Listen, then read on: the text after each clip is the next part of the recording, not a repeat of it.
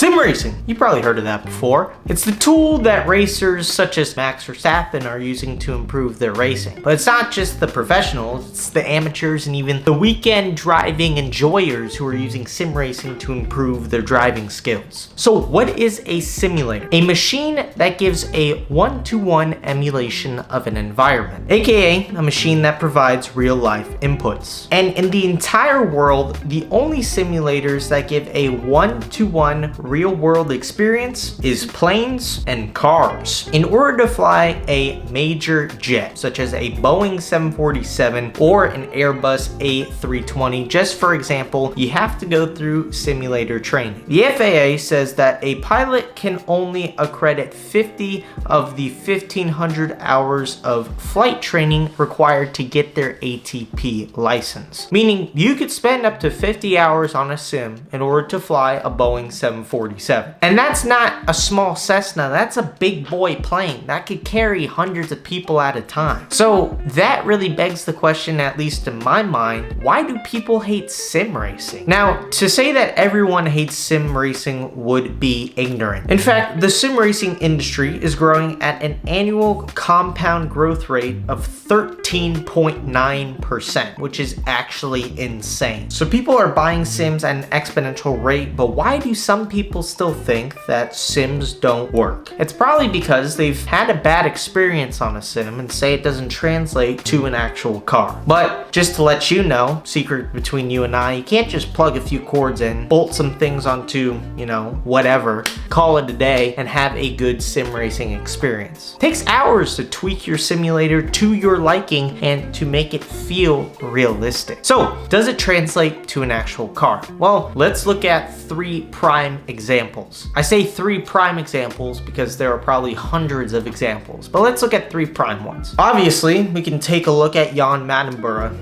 the dude from the major blockbuster film Gran Turismo. That's what the movie was based off of. But let's take a look at the lesser known stories, not the F1 drivers, the NASCAR drivers, or the movie stars. Let's take a look at the story of Brian Highcotter, Suelio Almeida, and James Baldwin. Our first example is Brian Highcotter. He won the same competition that Jan won, except the US version. Highcotter is a hardcore sim wheeler. He put in hundreds of hours on the sim, and one of these sims were Gran Turismo. And in 2012, Highcotter used his skills to win the Gran Turismo challenge in the United States. If you've watched the Gran Turismo movie, you know what that is, but you haven't, let me give you the quick 20-second synopsis of it. The top 20 drivers from a virtual time trial competition all met at one location to go through a series of tests where whoever was the best or the fastest won a drive with the factory Nissan Nismo race team. And because he won this competition, he was able to race a bunch of Nissan race cars, including Nissan 370Zs, Nissan GTRs, and most recently a GT4 Nissan Z in TCR North America, and a Nissan 370Z by Forsberg Racing in the Grid Life GLTC series. We move on to our next case, Suelio. He was once a pianist and a sim racing enthusiast, but he has since turned his career around and has become a full-blown racing driver. He won the Canadian Sim Racing Championship, and since then, his career has taken off. He started posting fantastically entertaining and informational videos onto YouTube, as well as started the Motor Racing Checklist. This video is not sponsored by them, just wanted to shout them out, which is his sim racing coaching program, where he's been able to coach over 6,000 people. Recently, Suelio has raced in the Radical Cup North America, as well as a multitude of other race cars. And he is currently top 3 in one of the most competitive championships in North America, that being the Radical Cup North America. To say the least, his career is just getting started, and he has a long way to go. I'm excited to see where he's going to be at in the next 5 years. He could be in IndyCar or in a Formula Series. We shall see. And if you thought Highcotter and Almeida were impressive, well, just you wait, because James Baldwin was a maniac. In 2019, Baldwin was invited to the second season of the World's Fastest Gamer, a competition similar to the Gran Turismo Challenge, where the winner of the competition got a drive in a McLaren 720 GT3 in British GT. And spoiler alert, he won. And here's the craziest thing about Baldwin. It's not that he won this drive in a McLaren GT3 car. No.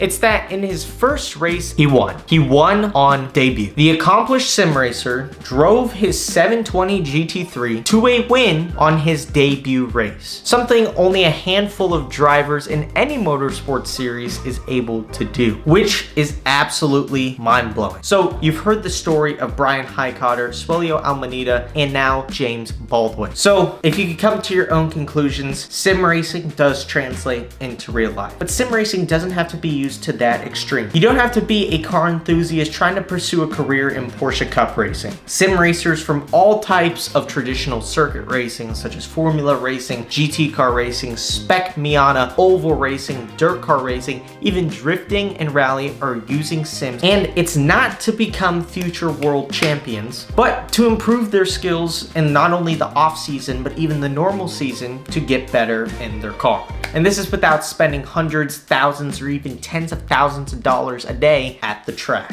And if you know someone who thinks sim racing doesn't work, or if you yourself still aren't convinced that sim racing does work, I invite you to stick around on the Boundless Racing YouTube channel, which, if you didn't know, that's what you're watching this on. We have a lot of sim racing content planned for the future when it comes to the type of setup, when it comes to hardware, software, basically everything. And not to mention also the proven stories of sim racing. With that said, I hope this has pumped you up for sim racing, and I hope you stick around. And if you are, make sure to subscribe and like this video, so that way I'll catch you in the next one.